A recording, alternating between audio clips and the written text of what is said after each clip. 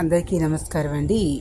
హిందూ బంధువులందరికీ, ముఖ్యంగా హిందూ మహిళలందరికీ కూడా, భారతదేశంలో ఉన్న హిందూ మహిళలందరికీ, విదేశాల్లో ఉన్న హిందూ మహిళలందరికీ కూడా శ్రావణ శుక్రవారం వరలక్ష్మి వ్రతం శుభాకాంక్షలు తెలుపుకుంటూ, ఈరోజు శ్రావణ శుక్రవారం పూజ ఇలా పాలవెల్లి పెట్టుకుని, ఇలా కలశం పెట్టుకుని, కింద ఒక చిన్న పళ్ళెం కానీ ప్లేట్ కానీ అందులో ఒక 3 గుప్పిళ్ళు బియ్యం పోసి దాంట్లో కలశం పెట్టుకుని, కలశంలో చుట్టూ తమలపాకులు కానీ మామిడాకులు లభ్యం కాని ప్లేస్లో తమలపాకులు పెట్టుకొని ఇలా పైకి ముచ్చికిలా ఉండేలాగా కింద దాని యొక్క ముచ్చిక కిందకు ఉంటుంది, పైకి ఇలా ఆకుల పైకి వచ్చేలాగా పెట్టుకుని చుట్టూ ఒక 5 తమలపాకులు పెట్టిన కలశంలో కొద్దిగా నీళ్లు పోసుకొని, కొద్దిగా పాలు కూడా అందుబాటులో ఉంటే ఆవు పాలు కూడా పోసుకొని, కుంకుమ, పసుపు, గంధం, అక్షంతలు, పువ్వులు, ₹1 కాయిన్ అన్నీ వేసి పుష్పాలు కూడా పెట్టి, పైన కొబ్బరికాయ పెట్టుకొని,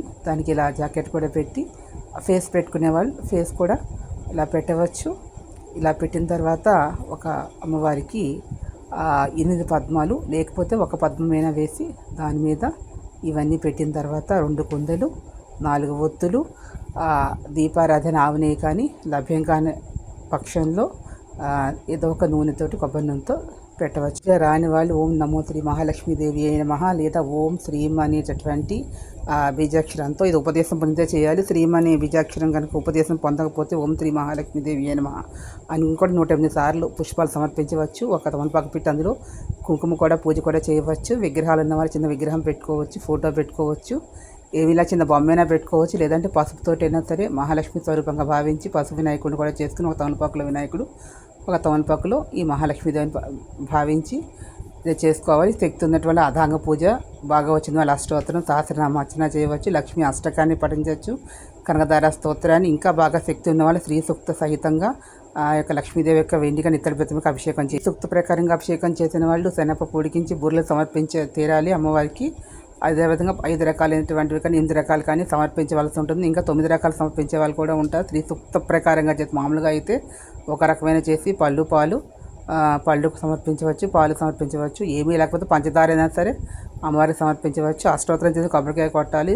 సహస్రానికి కానీ మామూలుగా పూజ చేసుకున్న వాళ్ళు కొబ్బరికాయ అవసరం లేదు, పాలు సమర్పించి కథ చదువుకొని అక్షంతలు వేసుకోవాలి. కథ చదువుకోవాలని కనీసం విని అక్షంతలు వేసుకున్నా కూడా ఆ ఫలితం అనేది సిద్ధిస్తుంది. చివరికి అమ్మవారికి హారతి కర్పూరం ఇచ్చి, నీరాంజనం ఇచ్చి, మంగళహారతి ఇచ్చి, అన్నప్రసాదాలు చేసుకుని అన్న మహానైవేద్యం పెట్టవచ్చు. అన్నప్రసాదం చేయలేనటువంటి మహానైవేద్యం మామూలుగా పళ్ళు పెట్టి నైవేద్యం సమర్పించవచ్చు. చివరిగా తులసి పూజ చేసి ఈ కలశం నీళ్ళు తులసిలో పోసి తులసికి కూడా పుష్పాలు, పసుపు అన్నీ సమర్పించితే ఇది పూజ పూర్తవుతుంది.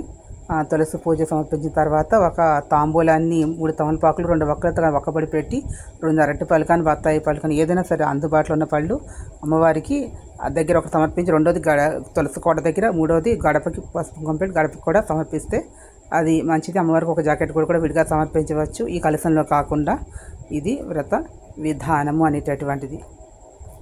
పగలంతా అక్కడ ఉపవాసం ఉండి సాయంకాలం చేసేటటువంటి ఒక ఆచారం అయితే ఉంది స్మార్త సంప్రదాయంలో. అలా చేయలేనటువంటి వారు ప్రాతకాలం చేసుకుని సాయంకాలం మళ్ళీ దీపారాధన చేసి ఏదో ఒక పండు ఫలం నైవేద్యం సమర్పించవచ్చు. ఈ వీడియో మీకు నచ్చితే ప్లీజ్ సబ్స్క్రైబ్ మై ఛానల్.